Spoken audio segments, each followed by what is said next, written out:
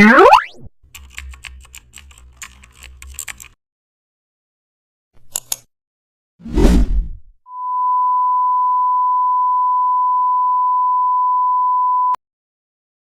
back to the channel. Today tutorial unleash the real power hidden inside the direct selection tool. We start by selecting the white arrow to active precise anchor control. As soon as you click any other anchor point, Photoshop reveals its editable handles. Now gently drag the anchor to reshape the subject with clean accuracy. Notice how the curve adjusts smoothly as the handle move with it. This gives complete command every control edge and curve. Let's pull a single anchor to create a dynamic bend in the shape. Now push the opposite handle to balance the curve perfectly.